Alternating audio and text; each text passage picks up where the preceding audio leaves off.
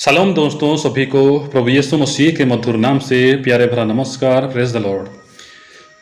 दोस्तों, मैं आज आपके सामने एक छोटी सी कहानी को, एक छोटा सा स्टोरी को लेकर हाजिर हूँ और मैं उम्मीद करता हूँ ये छोटी सी कहानी हमें बहुत कुछ सिखाएगी।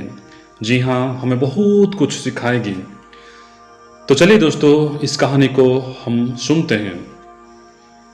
एक बार की बात है, एक आदमी की अभी अभी शादी हुई थी, यानी कि नई नई शादी हुई थी। वह अपनी पत्नी के साथ एक नाव से एक झील को पार कर रहे थे। उस समय अचानक एक बड़ा तूफान उठा और भयानक तूफान उठा। वह आदमी एक योद्धा था, यानी कि एक वॉरियर था और बहुत ही दृढ़ इच्छा शक्ति वाला व्यक्ति था। लेकिन उसकी पत्नी ये तूफान को देख के बहुत डर गई, बहुत घबरा गई, बहुत हैरान हो गई, क्योंकि वह लगभग असहाय लग रही थी। नाव छोटी थी और तूफान सचमुच बहुत बड़ा और बहुत भयानक था और किसी भी क्षण वे डूबने वाले थे, किसी भी पल वे डूबने वाले थे। लेकिन वह आदमी चुपचाप बैठा रहा, शांत और शांत बैठा रहा, जैसे कि उनके साथ कुछ भी नहीं हो रहा है, उनके आसपास कुछ भी नहीं हो रहा है। वह स्त्री कांप रही थी, डर रही थी। कांपते हुए बोली, क्या आपको डर नहीं लगता? क्या आपको डर नहीं लगता? ये हमारे जीवन का आखिरी क्षण हो सकता है, ये हमारे जीवन का आखिरी सफर हो सकता है। ऐसा नहीं लगता कि हम दूसरे किनारे तक पहुंच पाएंगे। कोई चमत्कार ही हमें बचा सकता है, अन्यथा आज मृत्यु सुनिश्चित है। क्या आपको डर नहीं लगता? क्या आप पागल हो या कुछ और? क्या आप पत्थर हो या कुछ और? ये सब सवाल वह स्त्री अपने पति से पूछ रही थी। वह आदमी मुस्कुराया और उसने अपनी तलवार म्यान से बाहर निकाल ली। महिला और भी हैरान हो गई, और भी घबरा गई, और भी डर गई। वह क्या कर रहा है, उसको कुछ भी समझ में नहीं आ रहा था। फिर वह आदमी उस नंगी तलवार स्त्री की गर्दन के पास ले आया, स्त्री की गर्दन के बहुत करीब लेके आया, इतने करीब कि बस एक छोटा सा गैप था कि वह लगभग उसकी गर्दन को छू रहा था, उसकी गर्दन को काट रहा था। उस आदमी ने अपनी पत्नी से पूछा, क्या अब आप डरते हो? क्या अब आप डर रही हो? वह स्त्री मुस्कुराई और बोलने लगी, मुझे क्यों डरना? मैं क्यों डरूं? मैं क्यों डरूं? जब तलवार आपके हाथ में है तो मैं क्यों डरूं? मुझे पता है कि आप मुझसे बहुत प्यार करते हो।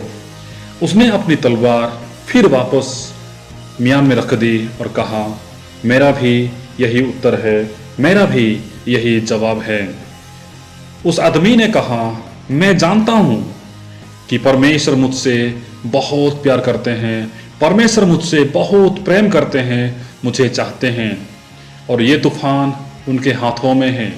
तो जो भी होगा अच्छा ही होगा। अगर हम बचे तो अच्छा, अगर नहीं बचे तो भी अच्छा, क्योंकि सब कुछ उसके हाथों में है। उस आदमी ने कहा, मेरा विश्वास है कि मेरा परमेश्वर मेरे साथ कुछ भी गलत नहीं कर सकता। मेरा परमेश्वर मेरे साथ कभी भी कुछ भी गलत नहीं कर सकता। जी हाँ दोस्तों, आज हमारा विश्वास भी यही होना चाहिए कि हमारा परमेश्वर, मेरा परमेश्वर कभी भी मेरे साथ कुछ भी गलत नहीं कर सकता, कुछ भी बुरा नहीं कर सकता। यानी कि जो भी करेगा अच्छा ही करेगा। अगर मुश्किलें आए, तकलीफें आए, सतावट आए, पीड़ाएं आए, बीमारियां आए तो भी अच्छा, अगर नहीं आए तो भी अच्छा। तो दोस्तों, पौलुस एक सुंदर वचन कहते हैं, रोमियो की पत्री अध्याय 8 वचन 28 में लिखा गया, हम जानते हैं कि जो लोग परमेश्वर से प्रेम रखते हैं उनके लिए सब बातें मिलकर भलाई ही को उत्पन्न करती है, अर्थात उन्हीं के लिए जो उसकी इच्छा के अनुसार बुलाए हुए हैं। हाँ दोस्तों, इसका मतलब ये नहीं कि जो लोग परमेश्वर से प्रेम करते हैं उनके जीवन में तकलीफें, समस्याएं, बीमारियां, कठिनाइयां नहीं आएंगे।